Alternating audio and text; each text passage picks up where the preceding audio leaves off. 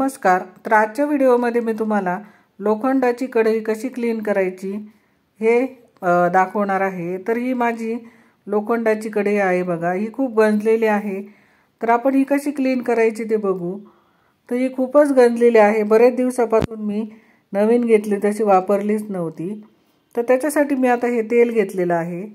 गोड तेल घ्यायचं आणि त्याच्यामध्ये एक कॉटन घ्यायचा आणि कॉटनच्या साहाय्याने आपण हे तेल सर्व कढईला लावून घ्यायचं। अशा पद्धतीने तेलामध्ये कॉटन बुडवून तो आपण लावून घ्यायचा, कारण कॉटनच्या साहाय्याने जर तेल लावलं तर ते व्यवस्थित सगळीकडे लागलं जातं अशा पद्धतीने, आणि आपल्या हातालाही काही इजा होत नाही।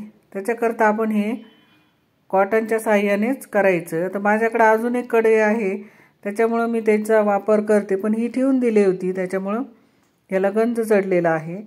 घेतली तेव्हा ती चांगली होती, पण नंतर ती गंजत गेली, तर त्याला नेहमी क्लीन ठेवावं लागतं। तर हे कशा पद्धतीने ठेवायचं हे मी तुम्हाला पुढे सांगेल। तर आता हे बघा, अशा पद्धतीने हे आपण लावून घ्यायचे। सगळीकडे आतून लावून झालेलं आहे। कॉटनच्या साहाय्याने लावल्यावर सगळीकडे लागलंही जातं, त्याच्यामुळं आपण लावून पाठीमागच्या साहाय्याने पाठीमागं सुद्धा आपण याच कॉटनच्या साहाय्याने तेल लावून घ्यायचे। हे बघा, अशा पद्धतीने व्यवस्थित तेल लावायचे। गोड तेलामध्ये ते कॉटन बुडवून आपण लावून घ्यायचे आणि कॉटनच्या साहाय्याने पटकनही लावलं जातं। अशा पद्धतीने आपण सगळीकडेच लावून घेऊ।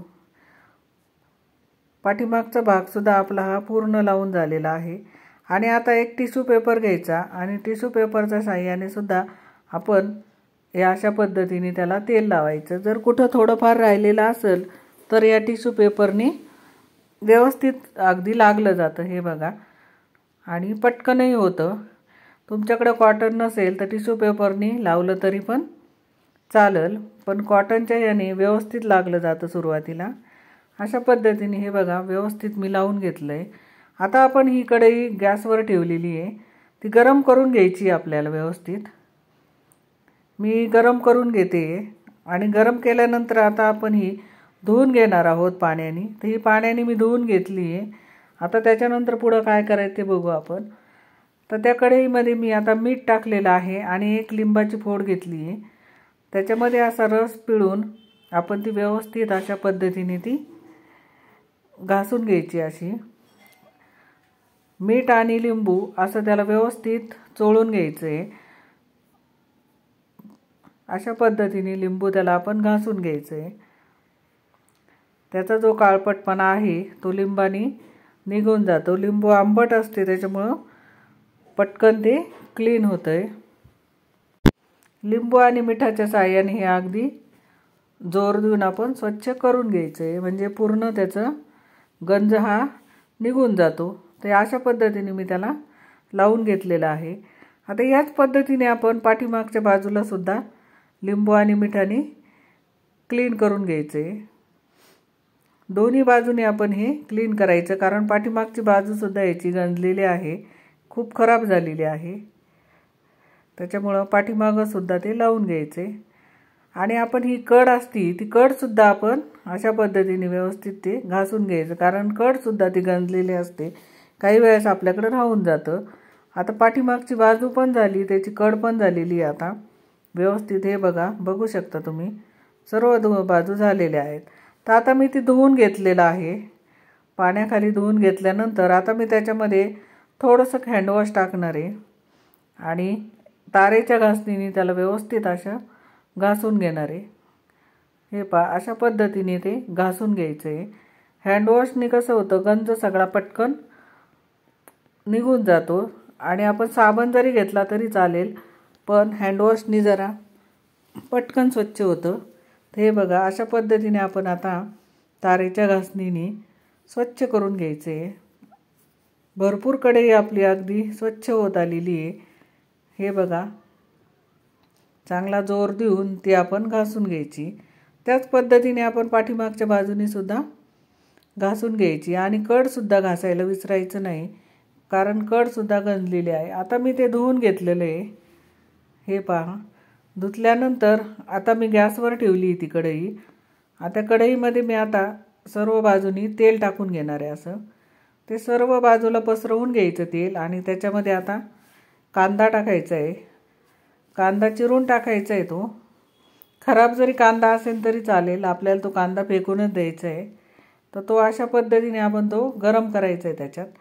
आणि तो कांदा अशा पद्धतीने भाजायचा, त्या पूर्ण कढईला तेल लागलं पाहिजे अशा पद्धतीने आपण तो कांदा भाजायचा आहे. आणि तो कांदा लालसर होईपर्यंत आपण तो भाजत राहायचं आहे अशा पद्धतीने. हे पहा, सगळीकडे फिरवत फिरवत आपण तो कांदा भाजून घ्यायचा आहे, म्हणजे कढईला सर्व तेल लागतं. हे बघा, लाल होत आला आहे कांदा. अशा पद्धतीने आपण ते भाजतच राहायचं, म्हणजे त्याचा गंज हा पूर्ण निघून जातो. हे बघा, आता कांदा हा लालसर झालेला आहे.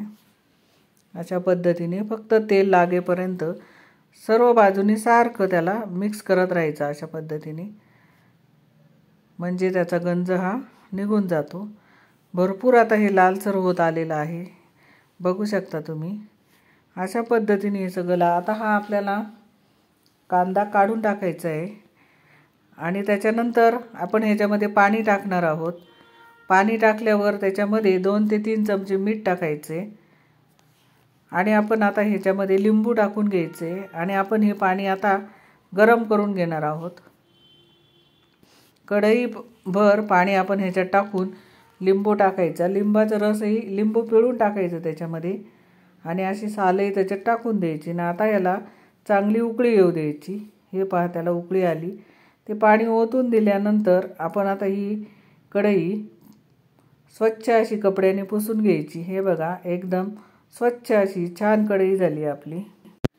आता ह्या कढईला आपण नेहमी तेल वगैरे लावून ठेवायचं, म्हणजे तेल लावल्यानंतर ती जशीच्या तशी राहते. आणि अशी जरी ठेवली तरी ती स्वच्छच राहणार आहे. अगदी क्लीन अशी झालेली आहे.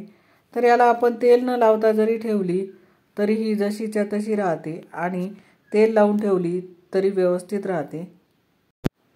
आणि तुम्हाला जर हा व्हिडिओ आवडला असेल तर लाईक करा, शेअर करा आणि सबस्क्राईब करायला विसरू नका. धन्यवाद.